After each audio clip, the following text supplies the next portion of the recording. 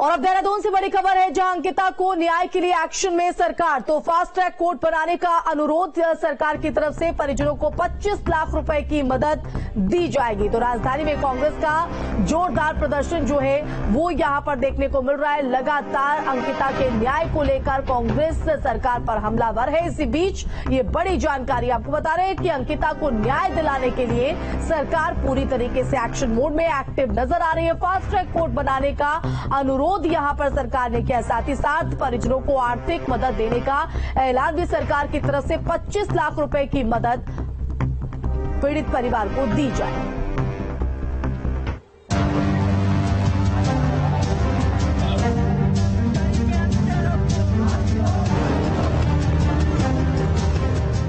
अंकिता हत्याकांड पर जारी सियासत के बीच अंकिता के परिजनों को न्याय दिलाने को लेकर प्रदेश सरकार एक्शन में है। खुद सीएम पुष्कर सिंह धामी पूरे मामले को लेकर सजग है।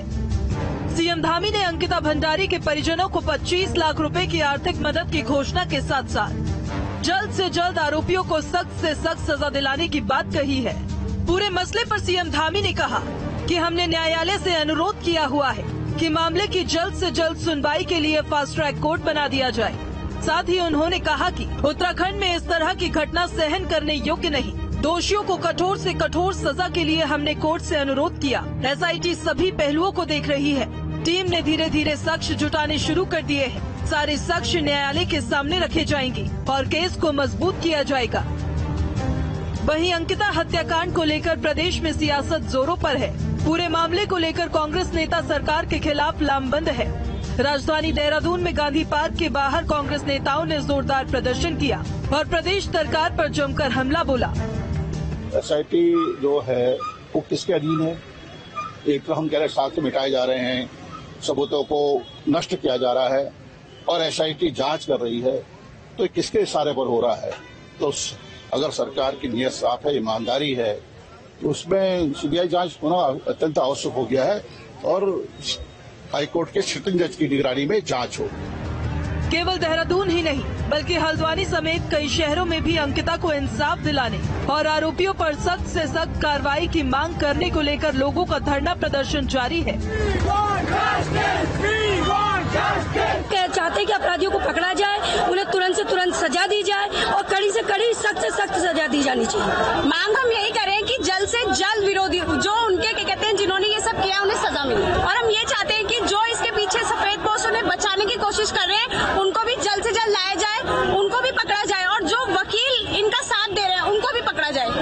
देखिए, जो हमारी बहन है, उत्तराखंड की बेटी है अंकिता, तो उस मामले को अभी इतने दिन हो गए लेकिन अभी तक केवल लीपा पोती का काम हो रहा है, कुछ ऐसा नहीं हो रहा है। रात 3 बजे बुलडोजर चलाया जा रहा है, साक्ष्य मिटाए दिए जा रहे हैं, फॉरेंसिक जांच नहीं हो रही है। युवा इतना आक्रोशित हो गया है क्योंकि कहीं ना कहीं हम सबकी बहन थी। आज एक लड़की पर अत्याचार हुआ है, कल औरों पे अत्याचार हो सकता है, तो इसीलिए आज पूरे उत्तराखंड में इसकी एक आग है, आक्रोश है। तो आज एमबीपीजी कॉलेज के जितने भी छात्र हैं उन सभी ने यहाँ पे आके डीएम साहब को ज्ञापन दिया कि राज्यपाल और राष्ट्रपति जी के माध्यम से इसकी बिल्कुल सीबीआई जांच हो और जो हत्यारे हैं उनको फांसी की सजा हो। को अंकिता के उसमें हमको न्याय चाहिए क्योंकि यहाँ पे उत्तराखंड देवभूमि है, यहाँ पे भी आए दिन ये केसेस सुने जा रहे हैं। तो हम लोग लड़कियां बिल्कुल यहाँ भी सेफ नहीं है, हम लोग को न्याय चाहिए, अंकिता के हत्यारों को फांसी चाहिए। फिलहाल अंकिता कांड को लेकर विपक्ष सरकार पर जो भी आरोप लगाए, लेकिन सीएम धामी के एक्शन और इरादों से ये बात तो साफ है कि आरोपी कितना भी बड़ा रसूखदार क्यों ही ना हो, कानून से बच नहीं पाएगा। देहरादून से सुरेंद्र जसीला के साथ टीम न्यूज डे। और अब ऋषिकेश से बड़ी खबर, जहां अंकिता हत्याकांड में एक्शन तेज। तो एसआईटी के हाथ लगे कई अहम सुराग जिनके आधार पर जांच को आगे बढ़ाया जा रहा है। तो जांच में तेजी यहां पर, तो कई लोगों से एसआईटी की पूछताछ भी जारी है। तो बड़ी जानकारी आपको बता रहे हैं। तो एक तरफ विपक्ष लगातार हल्ला बोल रहा है, तो दूसरी तरफ एक्शन मोड में दिखाई दे रहे हैं सीएम धामी, और फास्ट ट्रैक का कोर्ट में इस केस की सुनवाई और पैरवी के लिए अनुरोध उन्होंने किया है। तो दूसरी तरफ अब अहम सुराग एसआईटी के हाथ लगे हैं।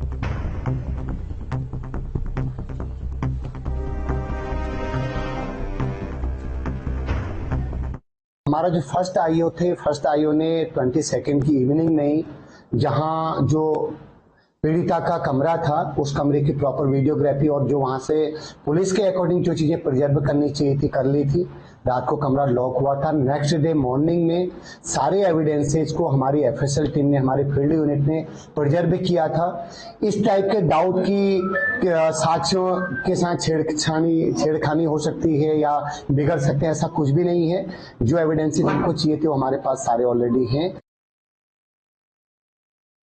और पोस्ट इंसिडेंट, प्री इंसिडेंट की चीजें बहुत कुछ हमारे पास स्ट्रांगली हैं। अब जैसे इस बीच जो पिछले 2-3 दिनों में कुछ ऑडियो, कुछ वीडियो चले, उनको लेके मेरा पुनः ये मानना है कि वो कैंपस बहुत बड़ा है।